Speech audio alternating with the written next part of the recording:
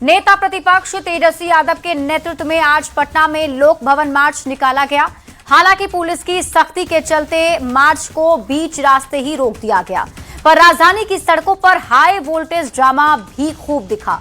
Barricading को जबरन पार किए जाने पर पुलिस ने बल प्रयोग किया। तेजस्वी यादव ने एनडीए सरकार के खिलाफ जमकर भड़ास निकाली, तो वहीं एनडीए नेताओं ने भी तेजस्वी यादव पर मार्च के बहाने तंज कसा और आज के प्रदर्शन को उनके करियर बचाने की कोशिश बताया। ये रिपोर्ट देखिए।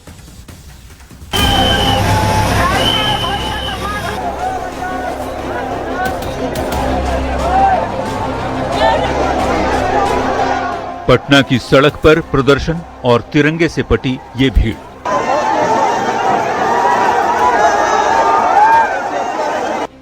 विरोध प्रदर्शन की ये तस्वीर बिहार विधानसभा में नेता प्रतिपक्ष तेजस्वी यादव के नेतृत्व में लोक भवन मार्च से जुड़ी है।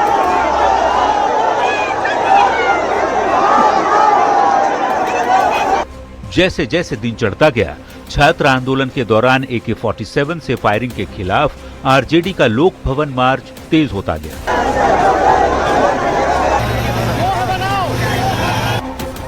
हालांकि मार्च को आयकर गोलंबर पर ही रोक दिया गया। पुलिस की तरफ से की गई बैरिकेडिंग ने कार्यकर्ताओं को आगे बढ़ने नहीं दिया। मार्च में शामिल नेता प्रतिपक्ष तेजस्वी यादव को पुलिस ने हिरासत में लिया और लेकर उन्हें सचिवालय थाना लाई। तेजस्वी के नेतृत्व में निकला राजभवन मार्च डाक बंगला और इनकम टैक्स चौराहे के बीच बेहद तनावपूर्ण हो गया। पुलिस ने प्रदर्शनकारियों को आगे बढ़ने से रोकने के लिए बैरिकेडिंग की थी, लेकिन तेजस्वी समर्थकों के साथ बैरिकेडिंग पार कर आगे बढ़ गए। इसके बाद पुलिस ने वाटर कैनन का इस्तेमाल किया। तेजस्वी यादव ने सरकार पर निशाना साधते हुए सम्राट सरकार पर जमकर भड़ास निकाली। देखिए, ये निकम्मी सरकार है, चंदा चोर वाली सरकार है, ये सृजन घोटाले वाली सरकार है, डस्टबिन घोटाले वाली सरकार है, AK-47 छात्रों पे, निर्दोष छात्रों पे चलाने वाली सरकार है। ये इनको हिसाब देना पड़ेगा, जवाबदेही तय करनी पड़ेगी, किसके कहने पे AK-47 चलाएगा। हमें ये उम्मीद थी कि जो छात्र है इस देश के, खास तौर पे बिहार के, उनकी भावनाओं के साथ वो न्याय करेंगे और समझेंगे, लेकिन वहां से भी हमें निराशा ही हाथ लगा है। इधर राष्ट्रीय जनतांत्रिक गठबंधन यानी एनडीए के नेताओं ने तेजस्वी के लोक भवन मार्च को राजनीतिक ड्रामा और दिखावा करार दिया है। एनडीए नेताओं का कहना है कि तेजस्वी यादव खुद के गिरते राजनीतिक अस्तित्व को और अपने करियर को बचाने की कोशिश कर रहे हैं। एक और फ्लॉप सो साबित, जो उनकी घटती राजनीतिक स्वीकार्यता है वह साफ दिखाई पड़ रहा था। न छात्र साथ, न जनता साथ, न कार्यकर्ताओं का भरोसा। बहुत देर की मेहरबान आते आते अब इनकी दिक्कत यह है कि सारे के सारा जो है वो इशू जो है वो क्लोज हो चुका। जिसने भी जो है वो इसमें अगर कोई गड़बड़ किया भी था तो राज्य की सरकार ने उसमें कार्रवाई भी कर दी। अब उसके बाद सोते सोते जागे हैं कि साहब हम भी पद यात्रा करेंगे, हम भी जो है वो मार्च करेंगे। चलिए, देर से आए, दूर से आए, देर से आए। ऐसा है कि छात्रों के हित की बात करना, शिक्षा के सवाल पर सब बात उठाना, मैं समझता हूँ तेजस्वी जी को ये बहुत ज़्यादा शोभा नहीं देता। इस मार्च में आरजेडी के सांसद, विधायक और कई सीनियर नेता शामिल हुए, पर आरजेडी के सभी विधायक इस प्रोटेस्ट में शामिल नहीं हुए। एनडीए तेजस्वी पर मार्च के बहाने हमलावर है। ऐसे में सवाल यही कि तेजस्वी का मार्च एनडीए को क्यों लग रहा दिखावा। न्यूज़ 18 के लिए पटना से अमित कुमार के साथ ब्यूरो रिपोर्ट।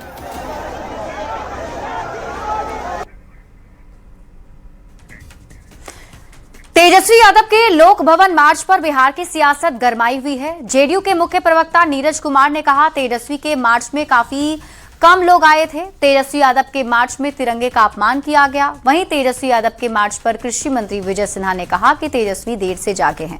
जिन मुद्दों को वो उठा रहे हैं, सरकार ने उस पर पहले ही काम कर दिया। तो एलजेपी-आरवी के सांसद अरुण भारती ने कहा कि तेजस्वी सदन से गायब रहते हैं और सड़क पर बोलने के लिए पहुंच जाते हैं। आरजेडी के शासनकाल में आरजेडी के लोग AK-47 लेकर चलते थे। सर मुड़ाते ओले पड़े। कहा तो दावा था कि लोक भवन मार्च में लाखों की संख्या आएगी, सैकड़ा भी पूरना मुश्किल हो गया। जो 25 माननीय विधायक थे, हिम्मत है तेजस्वी यादव तो सूची जारी करिए, कहां पर वो विधायक थे, आपके सांसद थे? क्या ऑपरेशन सम्राट और ऑपरेशन निशांत का तो गहरा जख्म नहीं लग रहा है? और राष्ट्रीय ध्वज का सम्मान करना, 15 अगस्त के दिन तो आप लापता थे, और राष्ट्रीय ध्वज का सम्मान करना हम सबों के लिए गौरव का विषय है। ये कि कौन है गुनाहगार जो राष्ट्रीय ध्वज के साथ इस ढंग का अपमानजनक व्यवहार कर रहा है? अच्छा, देर से ही सही जगह हैं, अपनी उपस्थिति दर्ज कराने के लिए सरकार तब तक कई कदम उठा चुका। छात्रों के हित में यह सरकार सजगता से काम कर रही। छात्रों की मजबूत आवाज को वो सदन के पटल पर भी उठा सकते थे। जब सदन चल रहा था तब उनको रह करके उठाना था, मगर वो तो छुट्टी मनाने गए हुए थे। इससे पहले भी जब सदन चल रहा था तभी वो छुट्टी मनाने गए हुए थे। जहां पर सही फोरम उनको मिला हुआ है वहां पर तो बात नहीं करते हैं, सड़क पर बात करते हैं, क्योंकि उनको उससे कैमरा मिलता है इसीलिए। और जहां तक बात रही AK-47 की, तो देखिए उनको खुद ही याद आना चाहिए, उनके समय जंगल राज में उनके लोग AK-47 रखते थे। बिहार को केंद्र सरकार ने बड़ी सौगात दी है। केंद्रीय कैबिनेट की आर्थिक मामलों की समिति ने मुजफ्फरपुर सीतामढ़ी सोनबरसा सेक्शन को 4 लेन बनाने की मंजूरी दे दी है। करीब 82 किलोमीटर लंबे इस प्रोजेक्ट पर 3,590 करोड़ रुपए खर्च होंगे। मुजफ्फरपुर से सोनबरसा तक का ये 4 लेन कॉरिडोर बिहार की तरक्की के लिए मील का पत्थर साबित होने जा रहा है। ये रिपोर्ट देखिए। बिहार को केंद्र की बड़ी सौगात। बिहार में बनेगा सुपरफास्ट हाईवे। मुजफ्फरपुर से सोनबरसा तक 4 लेन कॉरिडोर। देश में हाईवे और एक्सप्रेसवे का जाल बिछ रहा है। अब बिहार को मोदी सरकार ने बड़ी सौगात दी है। बिहार में इंफ्रास्ट्रक्चर और कनेक्टिविटी को नई मजबूती देने के लिए केंद्र सरकार ने बड़ा फैसला लिया है। बिहार में एक नया हाईवे बनाया जाएगा। केंद्रीय कैबिनेट की आर्थिक मामलों की समिति ने मुजफ्फरपुर सीतामढ़ी सोनबरसा सेक्शन को 4 लेन बनाने की मंजूरी दे दी है। करीब 82 किलोमीटर लंबे इस प्रोजेक्ट पर 3,590 करोड़ रुपए खर्च होंगे। बताता हूं, बिहार में बहुत इंपॉर्टेंट आज हाईवे का प्रोजेक्ट माननीय प्रधानमंत्री जी ने अप्रूव किया है। ये प्रोजेक्ट एक तरीके से पूरे बिहार के लिए एक बहुत मेजर लाइफलाइन बन रहा है। ये प्रोजेक्ट नेपाल के बॉर्डर से लेके स्टार्ट होता है। अगर हम देखें, नेपाल के बॉर्डर में सोनबरसा, सीतामढ़ी और नीचे मुजफ्फरनगर, यानी कंप्लीट एक बड़ी आर्टरी बनेगा, ट्रांसपोर्ट की बहुत बड़ी ये मेन लाइन, मेन रोड बनेगी, जो कि बिहार के लिए कई वर्षों तक इसका बेनिफिट मिलेगा।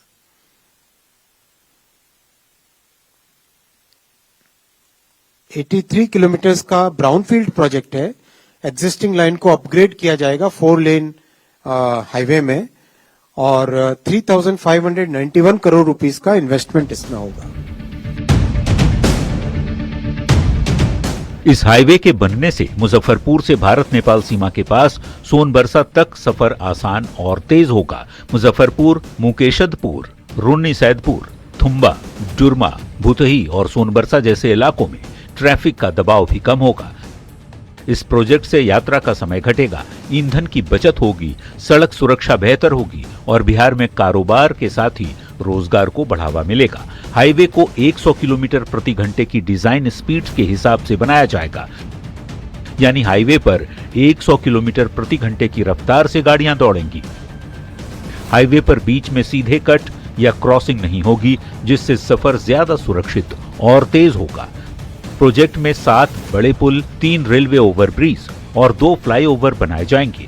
यह सड़क east west corridor NH-27, NH-31 और NH-122 के जरिए बरौनी इंडस्ट्रियल जोन और गंगा नदी के लॉजिस्टिक्स हब से सीधे जुड़ जाएंगे। सदानीरा बागमती नदी पर 340 मीटर लंबा मेजर ब्रिज बनाया जाएगा।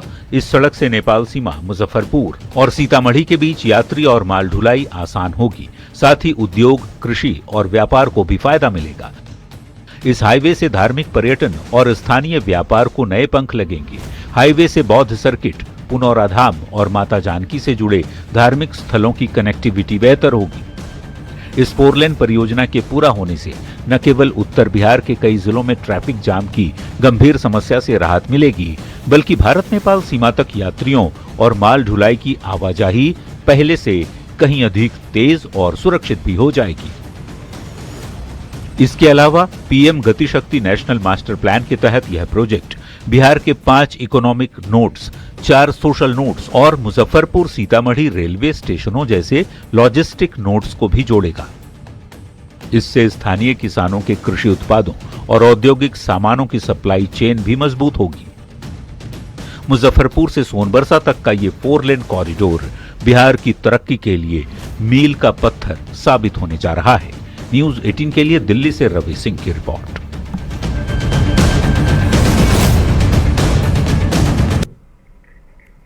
बिहार में कानून व्यवस्था को और भी मजबूती देने के लिए सम्राट सरकार ने एक बड़ा फैसला लिया है। बिहार में विधि व्यवस्था में रुकावट पैदा करने वालों से निपटने के लिए सरकार ने एक नई टीम बनाने का फैसला किया है और इस टीम को नाम दिया गया है RCU, यानी रॉइट कंट्रोल यूनिट। अब इस रॉइट कंट्रोल यूनिट में कौन कौन होगा और इसका काम क्या होगा, ये जानने के लिए आप ये रिपोर्ट देखिए।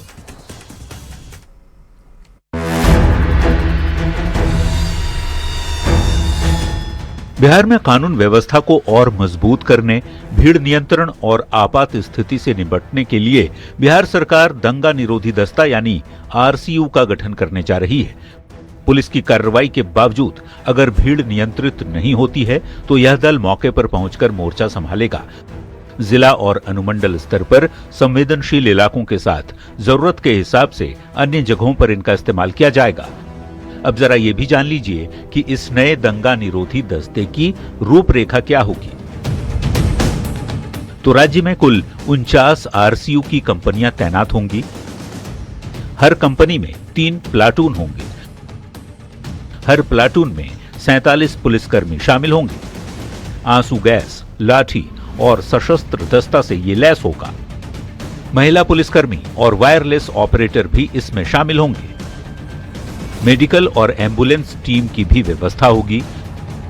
हर प्लाटून को बस और ट्रक दिए जाएंगे।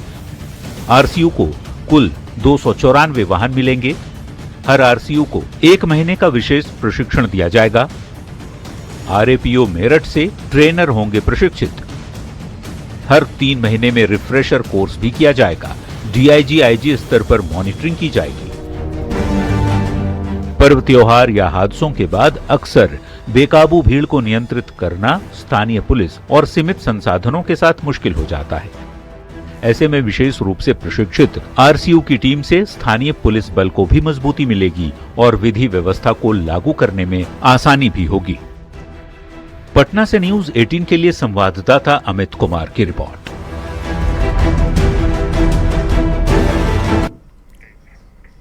नालंदा में मिड डे मील खाने के बाद 34 बच्चों के बीमार पड़ने का मामला सामने आया था, जिसके बाद MDM की गुणवत्ता और भोजन बनाने वाली एजेंसी पर सवाल उठने लगे। लेकिन इस पूरे मामले की सच्चाई जानने के लिए न्यूज 18 की टीम ने ग्राउंड पर पहुंचकर रियलिटी चेक किया है। टीम एकता शक्ति फाउंडेशन पहुंची, जहां बच्चों के लिए तैयार किए जा रहे भोजन और उसकी पूरी प्रक्रिया का जायजा लिया गया। क्या वाकई खाने में लापरवाही हो रही है या फिर मामला कुछ और है? MDM खाने से 34 बच्चों की तबीयत बिगड़ी।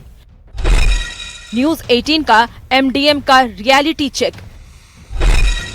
खाना बनाने की प्रक्रिया में नहीं मिली खामी।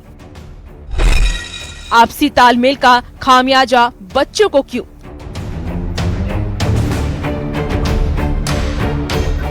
सरकारी स्कूल में बच्चों की थाली से जुड़ी 3 तस्वीरें सामने आई है और तीनों तस्वीरें सिस्टम की उस लापरवाही पर सवाल खड़े करती है जिसकी कीमत मासूम बच्चों को चुकानी पड़ रही है।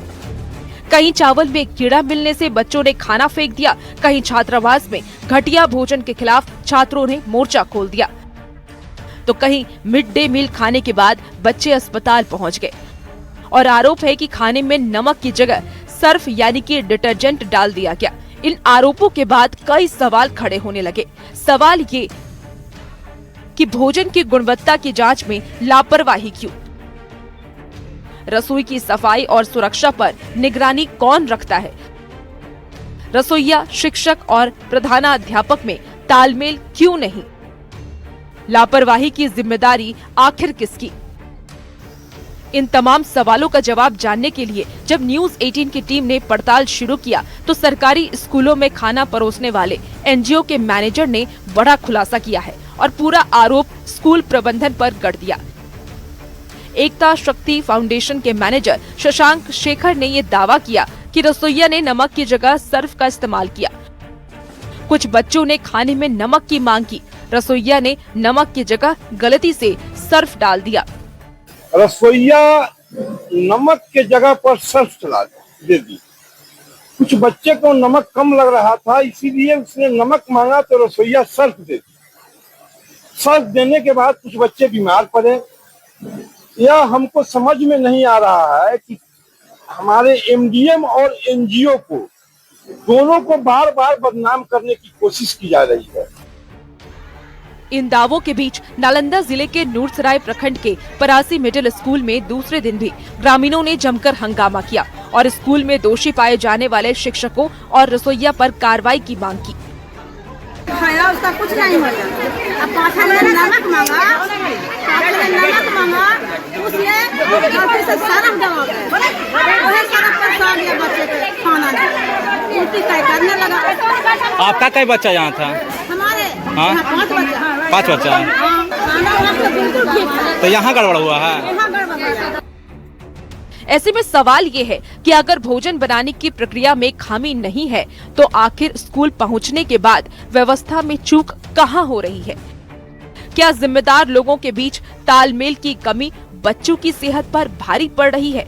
जरूरत है आरोप प्रत्यारोप से आगे बढ़कर पूरे सिस्टम की निष्पक्ष जांच और जवाबदेही तय करने की, जिम्मेदार लोगों पर कार्रवाई करने की, क्योंकि मामला बच्चों की सेहत और उनके भविष्य से जुड़ा है। न्यूज 18 के लिए नालंदा से अभिषेक कुमार और मोतिहारी से अवनीश कुमार सिंह के साथ ब्यूरो रिपोर्ट। नालंदा के नूरसराय के परासी मिडिल स्कूल में एमडीएम खाने से 34 बच्चों के बीमार पड़ने के मामले में अब कई सवाल उठ रहे हैं। रसोइया का दावा है कि नमक के डिब्बे में पहले से सर्फ मिला था जिसे वो देख नहीं पाई। वहीं शिक्षक ने घटना को लेकर अपनी सफाई दी है। एक छात्र ने स्कूल में प्रधानाध्यापक बनने को लेकर शिक्षकों के बीच विवाद का आरोप लगाया है। फिलहाल पूरे मामले की जांच की जा रही है। आखिर क्या है पूरा मामला, इस रिपोर्ट में देखिए। पुरान का हेयर सर से, नई का हेयर सर दोनों से चलता है। हाँ। तो क्या यहाँ किसके लिए? ये तो पुरान का सर कितने दिन से है? पुरान का हेयर सर तो बहुत पुराना है वो। तो पुराना क्या नाम है? आशुतोष सर। और जो नया है जो? ये सुलेंद्र सिंह। हाँ। अभी पहुंचे नालंदा जिले के नूरसराय प्रखंड के मिडिल स्कूल परासी में, जहां देख सकते हैं ये वही विद्यालय है जहां पर जो है एमडीएम भोजन खाने से जो है करीब 35 बच्चे जो है बीमार पड़ गए थे, जिससे इलाज के लिए सदर अस्पताल बिहार से भर्ती कराया जाता है। हालांकि सभी को जो है बेहतर इलाज कराने के बाद जो है घर वापस भेज दिया गया है। लेकिन यहाँ पर आज जो हम मामले की जांच करने पहुंचे कि आखिर रसोइया पर जो आरोप लगाया जा रहा है कि रसोइया द्वारा जो है नमक के बदले जो है सर्फ परोस दी गई है, लेकिन अब यहाँ पर मामला कुछ और निकल के आ रहा है कि नमक में पहले से ही सर्फ मिला। 20 बरस से रह रहे हैं सर। अच्छा, तो क्या हुआ था कल? कैसे? कल कुछ नहीं हुआ था, 2 पंगत खिला लिए हैं सर। खिला के बाद में मांगा है तीसरा पंगत में तो वही नमक मांगा है, तो उसमें डिब्बा उठाए ना, खिड़की लगल था पानी वाला, वही उठाए तो गिर गया, छिटा गया। हम हाथ में ऐसी खिड़कियां लगल था, ले आए बाल्टी में जरी मैंने जो छिटा गया होगा हाथ में से सरफ हम सबके प्लेट में 3-4 रोटी दे दिए, 3 बच्चा के दिए हैं। तो हम वही बैठ कर कुर्सी पर खिला रहे थे बच्चों को ना। खिलाने के बाद जो लाइन लगा कर खिलाया जाता है, उसके बाद जो थाली स्टॉक होता है तो फिर से लाइन लगाया जाता है। तो पहला पंगत पूरा अच्छा से उठ गया, दूसरा भी उठ गया, तीसरा में बैठाया गया।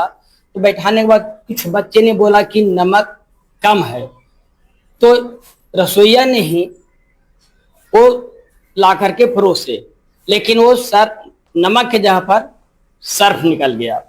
और खाने के बाद बच्चा ज्यादा खाया नहीं था, मुश्किल से 12-13 बच्चा खाया है, लेकिन बच्चा जो वोमिटिंग करने लगा उसको देखा देखी और भी बच्चा वोमिटिंग। यहाँ पर जो है शिक्षक भी यहाँ रसोईया भी है, जिन पर आरोप लगाया जा रहा है रसोईया पर, लेकिन इनका खुद कहना है कि मेरे 7 बच्चा यहाँ पढ़ते हैं और अगर हम ऐसा करते हैं तो मेरा भी बच्चा का जान जा सकता था। लेकिन किसी न किसी ये साजिश जो है साजिश का शिकार बनी है और ये अब जांच के बाद स्पष्ट होगा कि आखिर किसने साजिश की। अंदर से न्यूज। बड़ी खबर आपको समस्तीपुर से बताते हैं, जहां ताजपुर के गुदरी बाजार में अचानक भीषण आग की लपटें उठी। मछली बाजार में आग की लपटें देखकर आसपास के लोग अपने घरों और दुकानों से सामान बाहर निकाल लिए। अग्निशमन विभाग के पहुंचने से पहले स्थानीय लोगों ने आग पर काबू पा लिया। लोगों की सूझबूझ से बड़ा हादसा टल गया है। घटना में फिलहाल किसी बड़े नुकसान की सूचना नहीं है। आग आखिर किस वजह से लगी, इसका कारण भी अभी तक स्पष्ट नहीं हो सका है। सूचना मिलते ही ताजपुर थाना की पुलिस मौके पर पहुंची है और स्थिति का जायजा लिया। मछली मंडी गुदरी में ताजपुर में भीम चौक के पास आग लग चुका है। पूर्वी चंपारण के गुड्डूपुर सरेह स्थित गन्ने के खेत में एक महिला की गला रेतकर हत्या कर दी गई।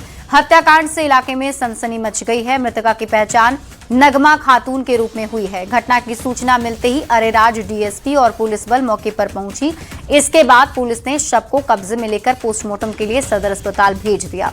मृतका के बेटे ने बताया कि मां के साथ पैसे निकालकर वापस घर लौट रहे थे, तभी रास्ते में गुड्डूपुर चिमनी के पास शौच करने के लिए रुका और इसी दौरान एक कार से पहुंचे कुछ बदमाशों ने उसकी मां के साथ पास मौजूद पैसे छीनने की कोशिश की। विरोध करने पर बदमाशों ने उस पर चाकू से हमला किया, जिससे उसकी मौत हो गई। ये पहाड़पुर की महिला है, नजमा खातून नाम है।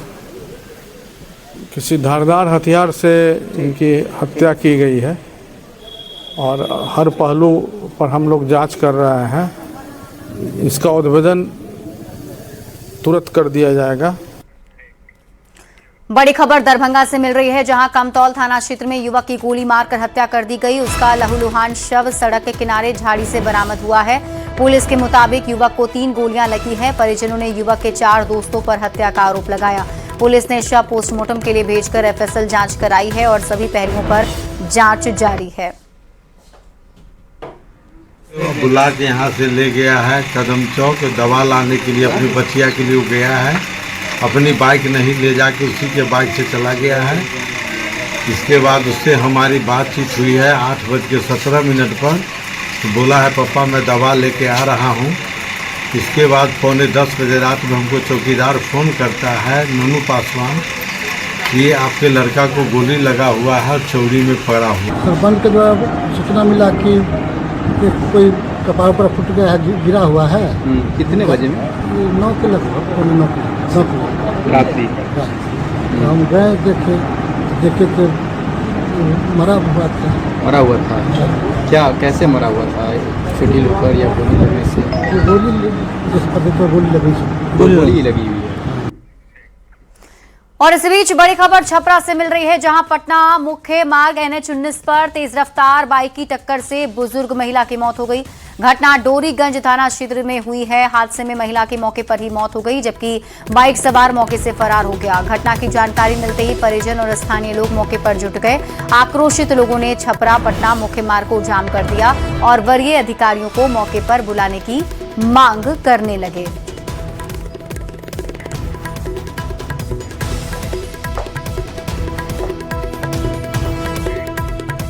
और इस बीच आपको सासाराम से बड़ी खबर बताते हैं। मिनीगन फैक्ट्री का खुलासा हुआ है। तो बड़ी खबर इस वक्त की सासाराम से, जहां मिनीगन फैक्ट्री का खुलासा हुआ है। जानकारी के मुताबिक 4 देसी कट्टा और 2 देसी बंदूक बरामद किए गए हैं। बताया जा रहा है कि कई अर्धनिर्मित कट्टा और मशीन भी मौके से बरामद किए गए हैं। पुलिस की गिरफ्त में अभी 2 आरोपी आए हैं, नागेंद्र शर्मा और धनंजय कुमार आरोपी का नाम बताया जा रहा है। शिव सागर के डिहरा में पुलिस ने ये कार्रवाई की है।